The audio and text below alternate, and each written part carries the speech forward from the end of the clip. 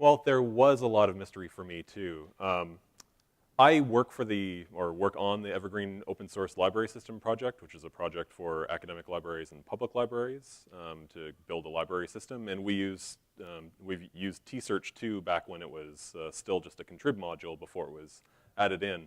And for me, it was sort of a black box. So I've been digging into it for the last, 6 months or a year to try and find out some of the problems I've been having. And as a result, decided to try and put this tutorial together to help other people make use of it and maybe learn from some of our mistakes and get going on it. So this summer was a good opportunity because we had a student that was hired to scan all of the student newspapers at our university. I work at Laurentian University up in Sudbury, Ontario.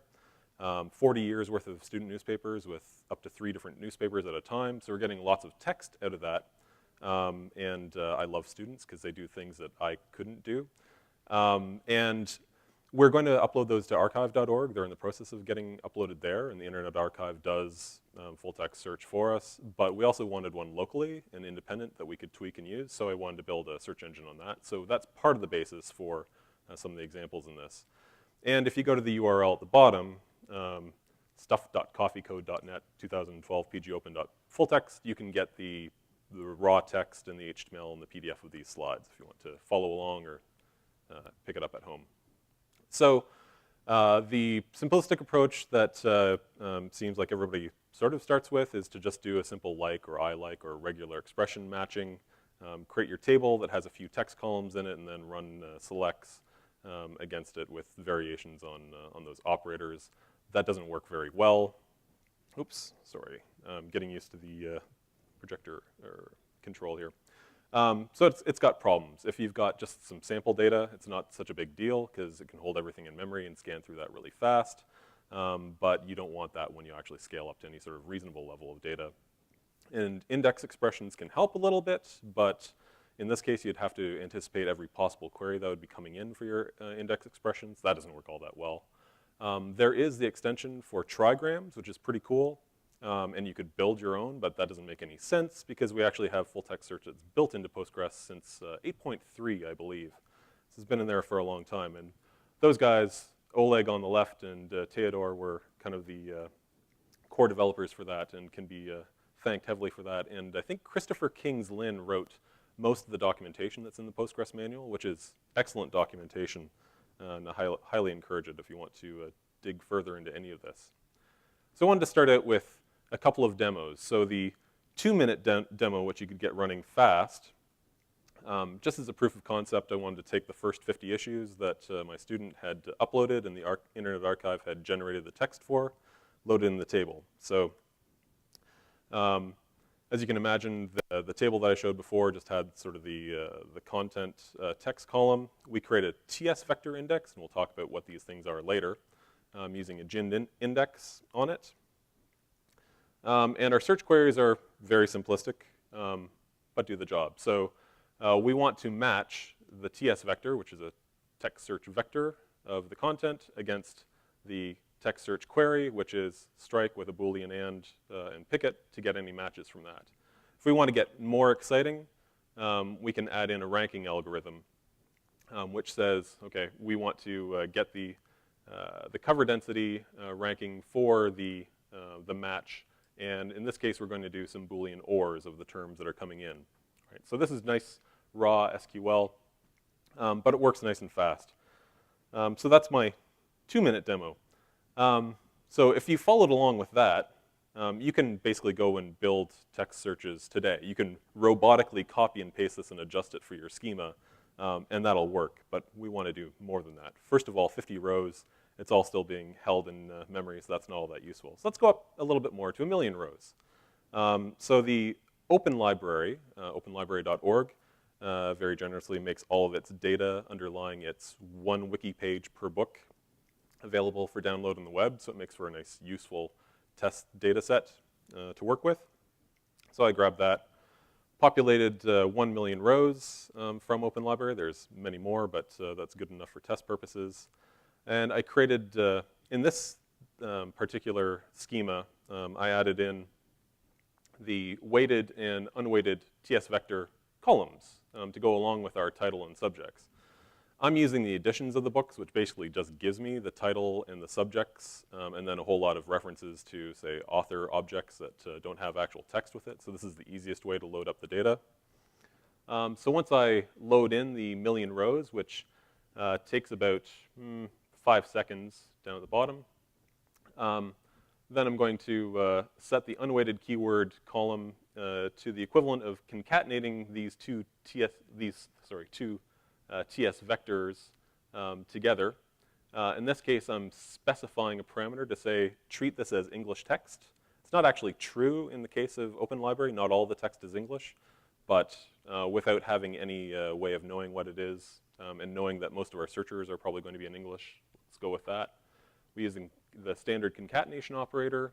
Again, a TS vector that's generated with the subjects. And in this case, not all the records actually have subjects. They might come back null, in which case we want to coalesce it to be safe. It's nice and protected. So creating the unweighted keyword column, or populating that, takes, let's see, about 40 seconds. And this is just running on my laptop. So again, lots of variation in performance as a result. Finally, we will create the weighted keyword column. In this case, we're taking the same basic expression that we had up here, but we're wrapping it with a setWeight function. SetWeight applies up to 4 different weights to the text that's coming in. And that gives us the ability to do things like rank the hits differently depending on what the weight of the indexed TS vectors were. So don't worry if this all seems very fuzzy to you. What I wanted to show primarily is that it's pretty darn fast. Again, another 40 or 50 seconds to load up, to populate that column. And then we can actually create some indexes. So we're going to create indexes on both of those, both the title and the subject's base columns, as well as the unweighted and the weighted keyword columns that we created. And those are taking on the order of 25 seconds for each. All told, we're actually under 5 minutes to create this 1 million row example. And at the end, we actually get some pretty nice results when we're doing searches. So in this case, I'm just taking a substring of the title to make it fit on the slide. 1024 by 768 gives you some limitations. I'm doing ranking because I want to get the most relevant searches. And I'm doing this against the unweighted keyword column in this case, so we can just compare later on with the weighted keyword. Once again, I'm using the name of the TS vector. In this case, since the type of the column is TS vector to begin with, I don't have to transform it into a TS vector. Using the match operator, and we're converting our query, again, which is government and history. We need to find those 2 terms together. And I'm ordering it by the relevancy, so we get the top 5 hits. So for government and history, you can only see the first 20 characters, but we're not actually seeing much in the way of government or history in the title, which is kind of what you would want to probably see for a general sort of search. So we can do a weighted search instead. And all that we're doing is we're swapping out the weighted keyword column in our matches. And in this case, you can see that by saying set weight A for the weighted keyword, or for the title, and set weight D for the subjects, the weight of the title column has really jumped up the importance of seeing the terms government and history in the hits, in the rankings. So, so that's about, well, that's not about it, but that's kind of the core. Yeah, Bruce. Back up 3 slides. Sure. Here? Yes. I'm surprised you're creating a TS vector index, and then you're also indexing the TS vector column. Am I missing something? Sure. Sure, yeah. So just by way of explanation, you may want to search just the title or just the subjects separately. So I've created separate expression indexes for those in that case. So the unweighted and the weighted keywords are concatenations of the 2. And the title and subject are we just want expression indexes to stand alone for those, just for random queryability. Now, I guess you could have created a concatenated TS vector index, combining those 2 columns. It was easier to store them separately. That's always been Sure. a which way to go kind of question. Sure, sure. So So I could have created an expression index that combines those two columns together without having to create an extra sort of weighted keyword column or unweighted keyword column. And I think I tried that, and I think I actually found there was a performance difference in trying it. I would need to go back about a week in time to test those out again, but if I recall correctly, that's why I chose to do the tsvector in the table itself. So again, you always want to test with your data and know that you do have the option of having expression indexes purely, or creating a column that represents the concatenation and working on that. I think it's actually a little bit expensive to do the concatenation of the two columns. So I think that might be why, because you've got to adjust the positions of all the lexemes. Anyways, we'll talk about that a little bit further on, but good question. I do encourage questions, by the way, coming through. So, and then we threw in one relevancy tweak up here. So in this case, we say, adding this for magically to the tsRankCD function says it's really important to get these two terms as close together as possible. And it's a cover density algorithm. And you can see in the results, we're looking at running over a million rows. We're getting our 5 rows back, relevancy ranked, at 92 milliseconds or thereabouts. So everything was consistently coming in well under 100 milliseconds, which is nice and fast. Yeah? I did not. I was purely using the default relevancy ranking threshold. I cannot recall off the top of my head what that is. Right. So there are controls, many other controls you can use to, I guess, with the relevancy ranking threshold. Is that where we're cutting off below a certain threshold any results? So if you've got the two terms, but they're at the very start of a 10,000 word document and the very end of a 10,000 word document, you could say, that's not good enough for our relevancy ranking. The relevancy ranking algorithms, if you're going to step into those deeply, you need to spend some time with the math and the scoring, and I haven't spent that much time with the math and scoring to really work at that point. Yeah, Bruce? Does our documentation cover relevancy ranking? I remember being The documentation in Postgres does cover relevancy ranking. It covers at a very superficial level. So I actually went back to read one of the seminal papers. I work in an academic library, so I have to use the word seminal at least once in a presentation. One of the seminal papers by Charles Clark on the cover density algorithm, which talks at great length about how in 1999, when the paper was published, they had run, I think he was working at Omnitext at the time, he's a University of Waterloo researcher, the basis of the cover density algorithm. And that is a touchstone paper for a whole lot of other relevancy ranking algorithm papers. So to really get into the math and the evaluation, you probably need to go back to the source material. I don't think we get into that much depth. We have to say cover density, we say I think in the documentation we say a cover set represents the greatest distance, the minimal distance between all of the terms that are required in the query. So it's better if the three terms that you're asking for appear within 10 words of each other than if they're 100 words apart. So that's that tweak where I added the for is saying, give me cover density as part of the ranking algorithm. A lot of the other algorithms are mentioned just in passing, but they're things like frequency that the terms appear. So if the same terms repeat over and over again, that can increase the relevancy, but you can then adjust that via document length or the number of unique terms that appear within the document. So you can get into a whole lot of tweaking, and this final parameter is actually a bit mask, so you can apply a whole lot of different transforms to the relevancy ranking algorithm to make it do something that might be closer to what you want than just the default. But what I'm trying to say with the 5-minute and the 2-minute demo is you can get it working out of the box pretty damn well with mostly just the defaults without a whole lot of work. So if there's nothing else that you take away from today's talk and you wanted to use full text search, at this point you might be able to go away and do that. Now we can dive in a little bit further. So to step back and start talking about some of the concepts that you'll run across when you're reading the documentation or seeing some of the functions in place to know what's going on with the full text search.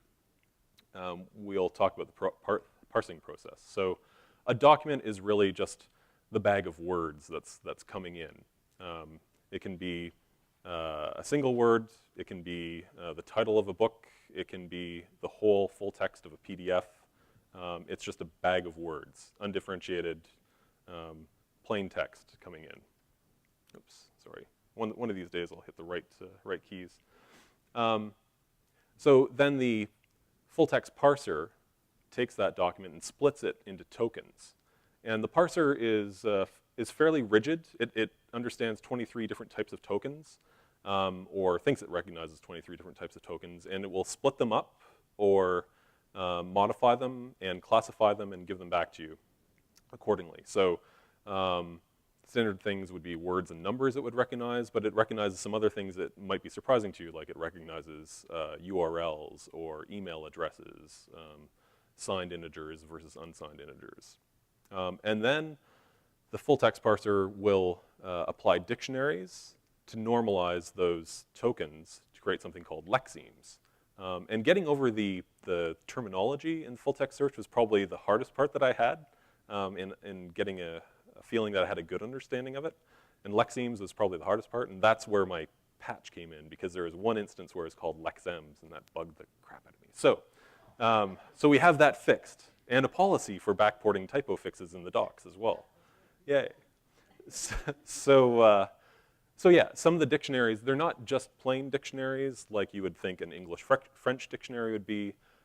They do other actions like folding the case of text that's coming in, applying stemming algorithms, so recognizing things like pluralization or different forms of verbs and getting back to a root word, or using a thesaurus to, say, take two different forms of a word and just return a single word back. So a lexeme is a normalized token according to the rules of the normalization that you've applied. And then the text search data types that we deal with primarily are the tsvectors and the tsqueries. In TS, it took an embarrassingly long time to figure out, oh, that means text search. So text search vectors are like arrays which contain the lexemes and also know where in the document those lexemes occurred. And a text search query, TS query, is just the text search query that's been processed so that the text search engine knows how to apply it with the match operator. So the tokens, all 23 tokens, if you really want to see them, are very easy to grab. There's really only one parser that Postgres uses, the default parser. It's possible to create your own. It's possible to customize it if you modify the source and recompile it. But otherwise, this is what you get with out-of-the-box Postgres. And like I said, it's kind of rigid, and it does some things that can be problematic down the road and have led to, I think, some of the workarounds that we've used which have slowed down our performance. Probably just by way of example, down at the bottom we have the int and unsigned int. It'll take 4 digits, a hyphen, and 4 digits and say, oh, I know what that is. That's an integer, sorry, a signed integer, and it's an unsigned integer. It breaks it apart into the two. Except in the library world, that's an ISSN. It identifies a periodical uniquely, and there's no way of stopping it from breaking that unless you hack around it by transforming the text first. And then that introduces all sorts of other delays because you've got to do that to all the incoming text in the queries that you're doing. So you don't want to do that. So at some point, I hope to be able to work on making the parser extensible. Possibly doing some plugins or something along those lines would be, I think, fantastic. Oh, sorry, I don't know. Can you actually handle like group of characters rather than the whole word? Group of characters. So can you explain what you mean by group of characters? Like searching for, say, name where you know the partial characters. Yes, prefix matching. Yeah. So if you were looking for Jignesh, and you didn't know how to spell Jignesh, whether it's Jignesh or Jignesh, you could say in full text search as of 9.0 in Postgres, you can apply the prefix operator, which is a colon asterisk after JIG, if that was good enough, and that would do a search. So yes, that is supported. You want an index. Bruce? Just to warn you, one thing we had with extending this is that if you create an index with a given set of token rules, if you change the token rules, you effectively validate the Yeah, you have to reindex it all. Yeah, yeah, That's actually prevented us from improving these rules because we're kind of feel like we're locked in, particularly with PG upgrade, right, that the fact the indexes are now never changed from any default. right. It has limited us. Right. So Bruce is saying that if you modify the text search configuration, even if you just modify the text search configuration, you have to re-index, create new indexes to correspond to it. It would be even worse if you changed the default parser, because in that case you would also have, if you created tsvector columns, you'd have to recreate all those tsvector columns as well. So there'd be a lot of pain associated with that. It wouldn't stop us from having extensions, though. If we were able to extend it and not change the defaults, then in theory there's no, yeah? If you get PG dump of a TS vector column Mm-hmm. and you load it into a new version of Postgres that had a different token rules, Mm-hmm. that would be an invalid. That would be an invalid load, So yes. even now, I mean, even before PG upgrade, we could not change this thing Right, without invalidating those dumps. right, That's a great point. right. Thank you for bringing that up, yeah. And that, I think I mentioned that in passing on the way through, just in terms of changing the text search configuration, but so let's actually see some lexemes in the wild. So normalized tokens, or you can think of them as root words in some ways if you're looking at something that has a stemming algorithm in place. So just by calling to tsvector and saying this is going to be English text, we can see that we get 1973. These are coming out in alphabetical order. 1973 has position 6. It hasn't been changed at all. Breakfast has been lowercased. Champion has had its S ripped off, so it's just champion. It's now a root word. Kurt and Vonnegut just get lowercased. Same sort of thing if we take a French phrase and call it English. It just very blindly applies English rules to the French text. So en is en, les is les, nuit, it gets recognized as a plural, and that's cool. And Paris is apparently the plural of Paris. If you have a way of telling, of differentiating your text and knowing, then you can call it French, and it does the right thing. Le is the singular of les. Nuit is also singular of nuit, and Paris is maintained. En is recognized as a stop word and is thrown out by the default French text search configuration. So that's cool. I like multilingualism. I work at a bilingual university, French and English, so it's kind of important. The biggies, we've already seen 2tsvector, which gives us back, yes, question. Yes. Are stopwords modifiable? Yes. In fact, on page 22 of this presentation, I have an example of how you would modify the text search configuration to get stopwords thrown out. There are other ways of doing it, creating dictionaries that have additional stopwords or have a subset of stopwords, your own custom set of stopwords, but modifying it to just say don't use stopwords at all is probably the easiest way if you want to keep the classic problem of searching for to be or not to be. Question? Yeah, you can have a column that with the data type like string or text. Okay. And change it to, TS vector to apply that structure.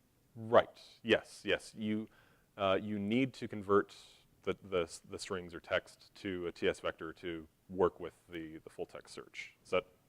Yeah. Restating the. Okay. Yep. So we've seen 2tsvector gives us the vector of lexemes. 2tsquery obviously gives us a TS query. Plain 2tsquery, I think all that it does is takes a plain text string and says, let's apply Boolean ands in between all the terms within it. So not too exciting. It's actually pretty useful. We use Right. plain TS query. Okay. We found it was easier. Usually they'll do something, you want to do some kind of testing or syntax. Right. It's easier just to hand it to. Okay. I was Did, surprised that it did hyphenation better than we were able to do it by hand. okay. And I was Plain. surprised about that. Okay.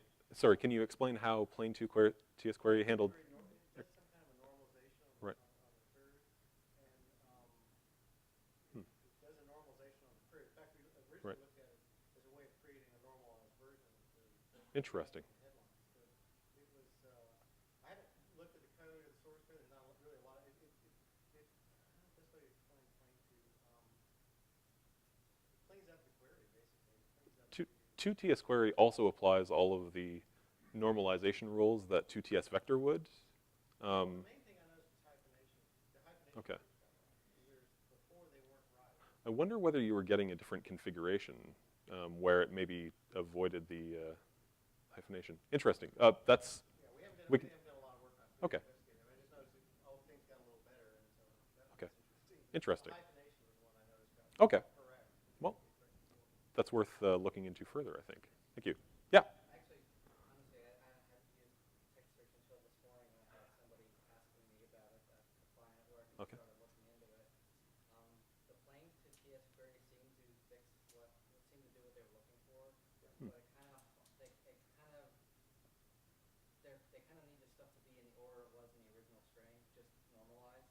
It's Okay. weird. Does it keep?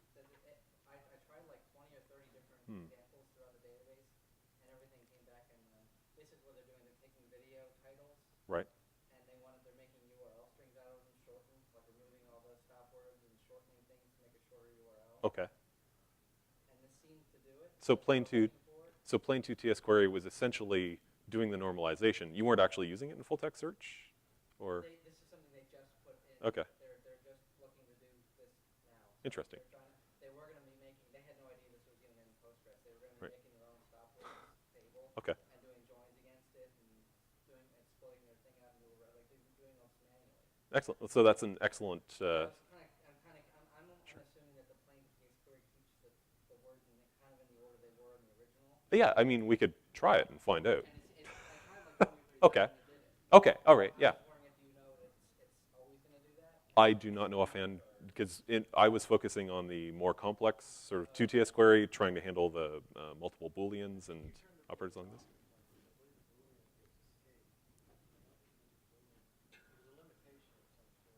Right.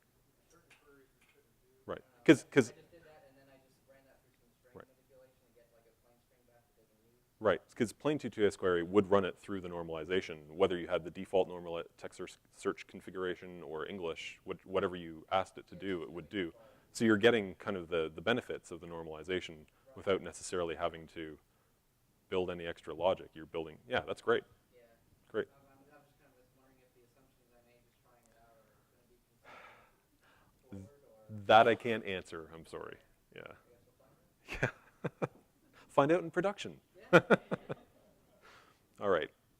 We've seen that match operator. There are actually other match operators that do negation, but we've been handling all of the Boolean rules within the TS query itself when we pass it in. So I've really only been using match in our production. And 2TS bug is useful for seeing what's going on when you pull in a string and you pass it against a given text search configuration. So I think this is probably what this would give you the same sort of results except more information about what's happening under the covers. So I think you're going to see you'll get those lexemes back in the same order all the time. So I think you're going to be fine. You'll just see how every piece of it's getting classified by the parser as it's coming back. And if it's getting exploded into two pieces, then why it's getting exploded into two pieces, that sort of thing. So, all right. So yes, our 3 Boolean operators, because as a librarian, I need to talk about Boolean operators. It's also a requirement for every sort of session that I give. And there's our wildcards for matching prefixes. So a few examples. These were student newspapers. So the student strike happened to be going on during the time phase that we had for that block of issues. So you get some interesting stuff. If you're interested in strikes that don't mention student, it's actually a terrible example because it's student newspapers. Every newspaper is going to have and mention of the word student, but so it gave me 0 rows back, which at least told me it's doing the right thing. If we wanted to do prefix queries, we didn't know if it's professor or professional, professeur if you're using French, then you can get the prefix queries here, and we've ORed them because it could also be faculty, could also be facility. So be careful with what you're prefixing because you might get matches for things that you don't really want, but you know that happens. And this is about the closest to phrase matching, and this is a bit of a downfall of full text search right now that we have. So you use the text search indexes to limit the number of rows based on the terms, faculty and strike, but then you have to run it against an I-like or a like query. So that's, if I'm going to put in a sort of a downer at this point in Postgres's full text search, that's probably the closest thing to a downer that we have. So if you're trying to do an exact phrase match, the equivalent of putting in, well, actually Google doesn't do exact phrase matches anymore. So who needs them? But yeah, that's the closest you can do. And that can be kind of slow, yes. Bruce. I do not believe there is. There's not like the equivalent of a proximity or anything like that. Yeah. So. Yes. Yeah. I was going to mention that as a possibility, but yeah, only given time, because then you're talking about extensions, and this is supposed to be for novices, so it's supposed to be. Anyways, I'm fairly confident. Yeah.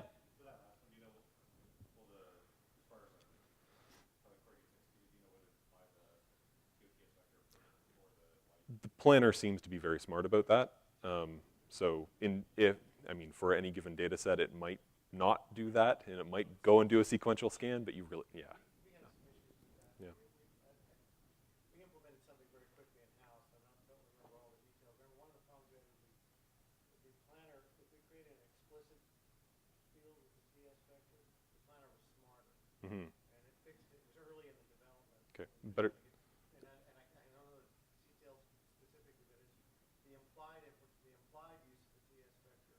The optimizer didn't seem to pick it up. And I think it was 9.0, but it may have been 8.4. I'm not Okay. sure. But it was, I just remember when we created a separate explicit tsvector field, they got popped into the trigger, and then we joined against that. Right. Against that common array. Okay. And so it was definitely something that was kind of surprising. And that might match my results with creating the unweighted and weighted tsvector columns explicitly versus using the expression indexes, possibly. So, but yeah, the planner always gets smarter, so it won't be a problem in the future. So normalization, yeah, planner always gets better. So the normalization, we've had a few examples of those. The normalization takes place sort of 3 steps, well, 2 steps, really. The parser does the first level of normalization, where it may break things up and return you back more tokens than you had coming in. In some cases, I think in hyphenated words, it gives you both the hyphenated form of the word and the individual terms that appeared within the hyphenated part. And so, as I said, in practice, there's really only the default parser right now. The dictionaries are the sort of sets of logic that do the real normalization after the fact. So it can do things like pull out the stopwords or unify synonyms through a synonym dictionary or do the stemming algorithms. The templates are what you would build your own custom version on. So things like a synonym dictionary, you tell it the template is a synonym, and then you apply the list of words that you want to use as synonyms. You pointed at that. I've got an example of that. And the configurations are the combination of which dictionaries to apply in what order to each token that's returned by the parser. So you can bunch these up and have a whole bunch of different dictionaries applied against each token that's coming out. The parser, I don't believe it does. The parser just says, this is a whole bunch of text, and here are the pieces, and so that I know this is an ASCII word or this is a word. And the difference there is it's either a word that's completely ASCII or it's got something outside of it. It might have Unicode characters in it. But either way, it classifies it. Those 23 token types that I showed, there probably about 6 of them are variations on ASCII word versus word, ASCII word hyphenated, word hyphenated. The text search configuration is what knows what the language is according to what you told it the language was. So there's an English stemming algorithm and a French stemming algorithm that you can apply as long as you give it the right text search configuration. So I'm using English because I'm in the States. So stochastically gets stemmed down to stocast because the Porter snowball algorithm recognizes that icali with a y converts it to icali with just an I, and then it says icali, I recognize that as a suffix, so I'm going to strip that off, and stocast is the result. To be or not to be, by default, you get no results back because they're all stopwords. Sorry, Shakespeare. And laptopping doesn't make any sense as a word. You can't verb a noun, but I just did. And so you get laptop back because it's just blindly applying the rules. So one thing that often comes up is getting the sort of keywords and context results. The TS headline function is our friend on that side of things. So in that case, you end up having to pass in your full 2TS query request as the first parameter, or sorry, the second parameter to TS headline. You've got to give it which column or what TS vector you want to apply it against, and you can apply different sets of parameters to it. So, for example, you could say, rather than wrapping it in B and /B as the selection, you could put whatever tokens you want at the start and the end to highlight it, depending on what context you're returning this to. A lot of people do it for the web, so bold makes sense. You could add a class to it if you want to use some CSS magic. And otherwise, the search is just the same. The important thing here, though, is that, sorry, this is not a TS vector. This is the plain text coming in, because it doesn't make a whole lot of sense to search the TS vector because they're all normalized words. What you want to do is highlight the results in the actual text itself. And Jonathan was saying just before the talk that he's run into problems with this in terms of performance when he's trying to run against very large text documents like full-text PDF, that he's seen performance problems. So that might be something to be aware of or keep in mind in the design of your schema. I don't know if it's possible to break things down into smaller chunks.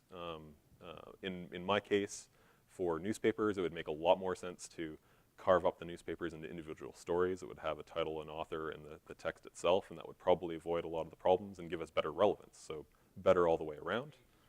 Yeah. My major problem with that is that I need more student labor to do all the cutting, pasting, because I don't want to do that.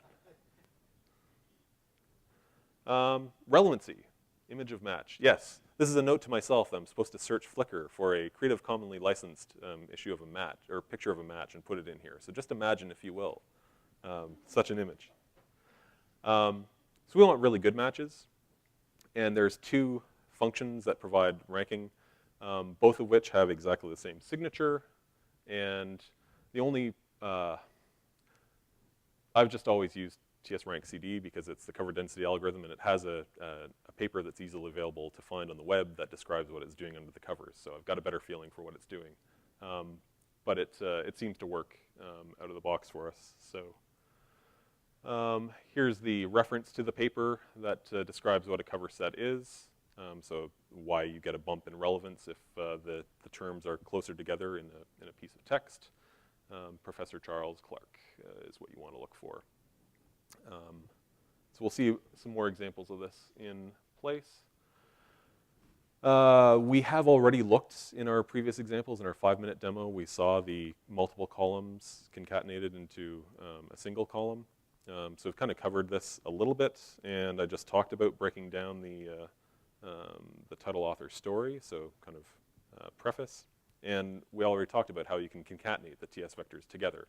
Now what happens when you concatenate two TS vectors together is that all the positions in the first TS vector stay where they are. The second TS vector that gets concatenated has to have all those positions bumped by the amount that the first one contained, so that it still provides validity for the cover sets and makes sense. So that might be why the expression index may be a little bit more costly than the TS vector. I honestly don't know. That's total guess. So this is just an example, and for the sake of time, I'll skip through it because we've already seen some of that. More interesting might be the weighting. So the text search in Postgres gives us 4 separate classes that we can apply, or 4 separate weights that we can apply to a TS vector when we're creating that and populating that TS vector. Use a set weight function to do that, and by default, they'll get this set applied to the scoring for relevancy, and it actually goes in D, C, B, A order. So A gets a 1.0 bump and D gets a 0.1 bump in terms of relevancy. So you're really penalizing a TS vector if you say set weight to D. It's going to be, it's general keywords or something versus a title and author if you're looking at stories. But it's not much beyond just wrapping your existing 2TS vector calls with the set weight call. And it's kind of cool because at ranking time, you can pass in a totally different array of values and change it. So if for a given search you feel that subject is much more important than the author, then you can change the scoring accordingly. So you could potentially do something like Bruce is suggesting, where you could have a single column that represents the concatenation of everything, and just bump, say, the author score for a given query massively, and put everything else at like 0.01. I think the scale has to be on 1.0 to 0.1 though, so there's only so much you can do. But that might work for you if you're running it at runtime. Yes. Yeah, there's only 4 weights that you're given. What? So is that a correction? No, that's correct. What I was going to say, Yeah. what we did instead was we had the smaller fields like titles and things like that. We used the linear matching. Okay. And weighted logarithmically. Right. For the big body of the text, there's several different ones. We weighted the bigger text logarithmically, and then the smaller text linearly, and then just sorted based on the rank of that. That came out, that worked pretty good. Interesting. So So we didn't, if it gets too complicated with this approach, Yeah. you got to kind of reassemble the text. Whereas Right. I just want to have a big attribute that has a big chunk of data in it, and a small titles or abstracts. Right. They have a higher weight, Okay. and that worked out real well. Okay. So you avoided the set weight approach entirely? Okay. Avoided it entirely. Yeah. Okay. We just changed the algorithm on the weighting. Okay. It's one algorithm you can do on the weighting. Yeah. Yeah. You can do it logarithmically and Yeah. and so we just tweaked that, and pretty much I think it was basically logarithmic. Right. Were you still concatenating all the columns? Oh, okay. So Assemble it in the GUI. okay. So okay. Okay, that makes sense. Pretty well. That was kind of a little mini breakthrough. So were you doing multiple queries to get the results back? Normalized? Okay. Query against the title table, query against the abstract table, query against the body. Okay. Oh, okay. But the weighting algorithm doesn't use the. Okay. It uses the logarithmic on Sure. the body. And they're all PDFs. Right. Google documents. They're all kind of roughly the same size. Okay. But so the body is weighted. I think it's logarithmically, but and then the title and the abstract are weighted at the same Right. rate. We just sort the. So you're going to give the intermediate talk on full text search next year, right? Okay. All right. So here's the payoff in terms of the stopwords, the question that was asked before. And this question actually came up on the Postgres channel in IRC earlier today. And a person said, isn't there an easier way to allow stopwords, just like setting a flag in some config file to true or false? Like, although Postgres.conf is huge, it does not have a flag for stopwords on and off in the full text search. And I actually like this better because it's dynamic. You can create your own configurations, restore them, et cetera. So it's maybe a little bit less flaky than having to deal with that. So all that we do is start by creating our own dictionary, which we build on we still want the snowball porter algorithm for stemming. So we say the template is snowball and the language is English. And we create a new text search configuration, which remember is a combination of the dictionaries that we're applying in order to the parser tokens. And we start by copying the existing English one. And the English one applies the stopword dictionary along with the snowball dictionary. So we then alter our text search configuration because we just currently have a copy of the default English one. And we say for the ASCII words, the ASCII H words, the H words, anything that has word in it, we just want to apply our particular text search dictionary, which is just the snowball stemming. So we still can do, once we do a tsvector call and we pass in our own brand new search configuration, we can still do a search on to be or not to be and we get what we expect back. But if we had plurals or anything else, different verb forms in there, those would be stemmed as we would expect them to be as well. So, So this is, I think, not all that bad, and this is what I pointed the guy to in IRC, and actually I had pointed him at it before, and then he came back and said, but isn't there just a flag I can set? So, sorry, no. So gin ingest, I don't know, I've read it many times. Performance-wise, in theory, gin should be better for performance, but slower building. On the scale of data that I'm working with, I don't see a huge difference either way, so other people who deal with a lot more scale might see something. I've just used gin by default at this point because I can wait for the build time, whatever cost there is. It's probably in like the order of seconds for me, so not a big deal. But bear that in mind if you've got a massive amount of data. So as a rule of thumb, I was suggesting one index per column of interest, and then a general index, but then I'm looking at sort of a library kind of application where people want to have discrete queries against individual parts of the metadata that they're looking at. So that'll depend on your application. Yeah, Bruce? Just to clarify the gin, Uh-huh. basically it's not so much initial build time, it's also the issue of if you have a dynamic Right. index that's getting updated every time somebody does an insert or an update, Right. that would be more sensitive Okay. to changes. Okay, so in an active table, that would more, yeah.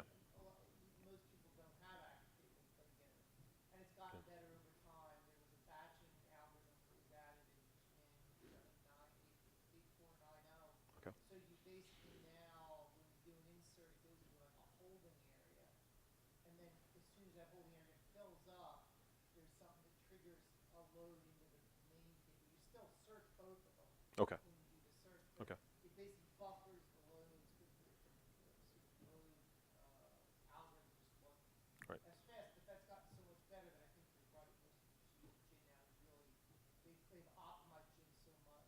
That Right. you just don't see Yeah, the strategy sounds similar to me in some ways to the Solr indexing strategy where they'll have the sort of monolithic index and then the built index, and then every once in a while that gets wrapped back into the main one. So there are built-in trigger functions that you can use to maintain indexes on, maintain a tsvector column based on one or more text columns. Either one of these. The second one is kind of nice because if you are differentiating between types of data, say for text search configurations, you can tell it to use a different configuration per row that comes in. So French English is probably the easiest example for that. So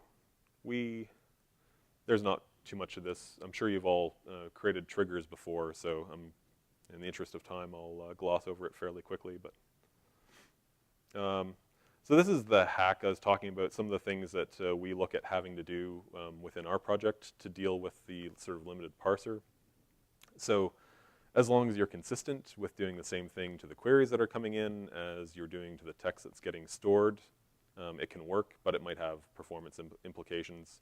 So one of the things that happens out of the box is that the parser will recognize term 1, term 2, and say, that's a file path. So I'm just going to give you back term 1, term 2, and that's great. But you actually might want to search term 1 or term 2 independently. It might represent some other and/or, and you might want to search for and or in that case. So a terrible hack would be to pass in a regular expression that splits it up, maintains the slash form of it, but splits it up as well before it gets into the parser so that you get the original file back plus the 2 numeric words, which you can see down at the bottom here. But yeah, be aware of the implications of that. And I have an example of synonyms via dictionary. If you wanted to add, say, I live in Canada, so I deal with a whole lot of Americanized English versus British English versus French. So, and it kind of surprises me there's not something currently in Postgres that handles this. Stemming algorithms don't really apply for this. Just the additional U's that we have in Canada can be a problem if you're trying to search a large body of text and having to search twice. So you can laboriously create a separate synonym file. Another option might be you can use things like iSpell dictionaries, which might apply some of those. Although in what I found in the examples. They were either English UK or they're English American, and they didn't actually do a synthesis of the two. So this is a problem area that still needs to be solved, I think, in a more generalized fashion, because it's crazy for everybody to have to do this themselves. You could run a regular expression just to OU to O every time. You don't want to do that. All right. And this is all bonus material anyways, but you could use the Postgres Trigram extension if you wanted to do spell checking. Could come in very handy if you have 0 hits for something that somebody entered. It's possible that your text doesn't actually contain the results. It's also possible that they just mistype something. So the Trigram extension is really cool because it breaks all the text that comes up into 3 character chunks, and then it just does a similarity match. If you call it, it'll do a similarity match of the incoming text that's been parsed into trigrams against the index and give you the nearest results. So, and again, you can use either a gin or a gist index for this purpose down at the bottom. And if we wanted to create it, tstat gives us just the lexemes that are coming in with some of the statistics. We just want the words because we just want the distinct list of words. Yep. You periodically run tstat because you're curious about what are common words. No, that's all good. Yeah, not that much, to be honest. Yeah. Kind of interesting when you do it. So Right. You're a text search geek, aren't you? That's okay. That's all right. That's all right. Yeah. So just to kick that example in, that operator got horribly mangled by the my HTML generator. Anyways, you can see the operator in the example. It's just the less than, dash, greater than sign. Calculates the distance between the incoming word or phrase that you gave to it and the matches that it found within the.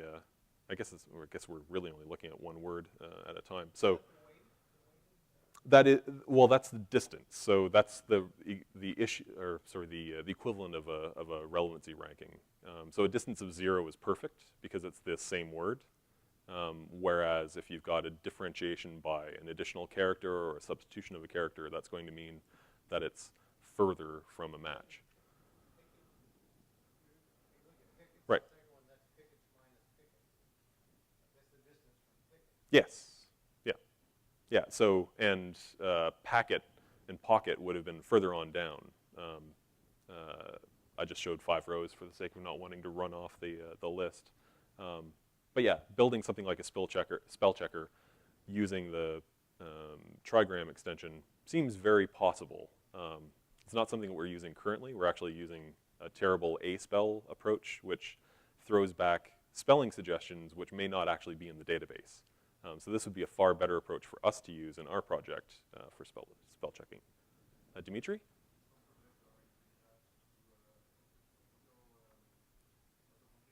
Right, right, yeah. So auto-completion is another example of where Trigram would come in very handy. And yeah, we have auto-completion at this point that's working. It's not using Trigram, so I'm kind of suspicious about its possible performance. But From some experience using Trigram, Mhm. the smaller your words are, the much better. So actually, I was doing something where I later switched to full text search because I was looking over, let's say, sentences. Right. I wasn't getting the results I wanted. And then by going to full text search, I got things that were much more relevant. Okay, okay. Right, yeah, I can see. So you're looking for a full sentence to try and match? Yeah, that makes perfect sense. I think Trigram is really looking at single words primarily, right? I mean, yeah. Yeah, yeah. Where small is a relative term. Right, right, okay. Okay, great.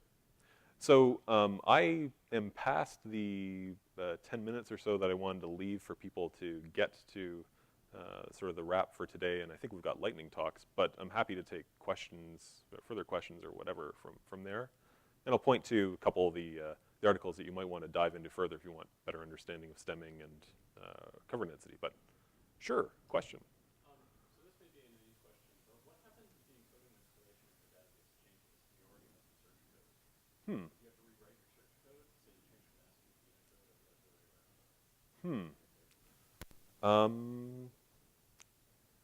I don't think I'd be capable of putting together a coherent answer on the spot because I haven't considered that scenario. Yeah. Change collations, just. Okay. Right. Right. So certainly for text search performance, I think out of the box we're always using C as our locale. Even though we have Unicode data, we're using C as the locale because we don't care all that much about the collation because we've got such a mix of languages in it. But the performance of the text search function seems to be far better in the C locale than, say, if you've got ENUS UTF-8 or something. So I will take your question like a politician and return a different answer. Yeah, absolutely.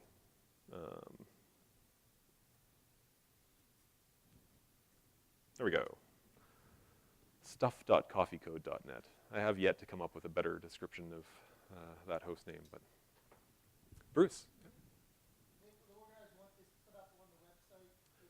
Yes, so Selena has created a wiki page in the Postgres wiki that includes all of the presentations, and all of the presentations are supposed to be linked to or uploaded by the authors.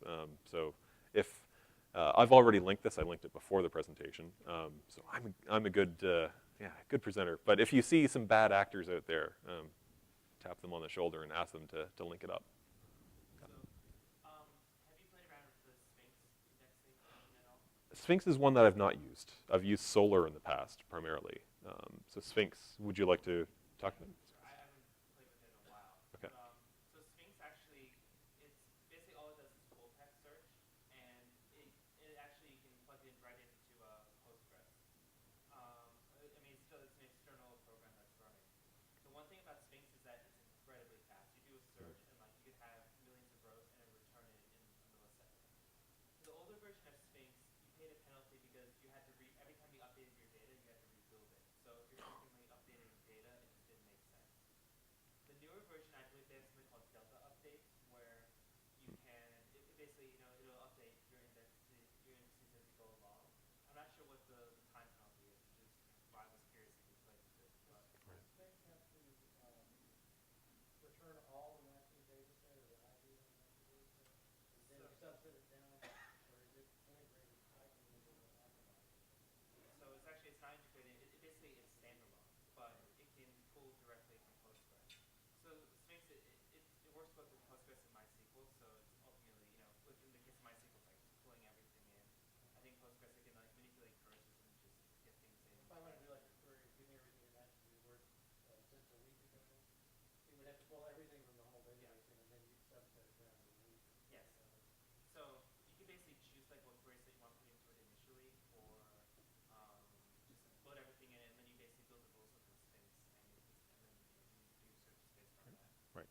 Yeah, so one of the reasons I wanted to give this presentation was to provide enough of an overview of how full text search works within Postgres so that it could be your first option. You get all the advantages of backup, synchronized data, all that great stuff. There are some limitations for sure. Sphinx, I have heard a number of times and know people have used it. Solar, I've used myself. Elasticsearch seems to be another one. If you're looking at, if you're okay with picking up the cost of also having the admin overhead and sort of having to build the understanding of how a separate product works, then yeah, those are, I think, all very reasonable options to go with, performance and quality-wise. All right, everybody ready to go out and build some full text search? All right.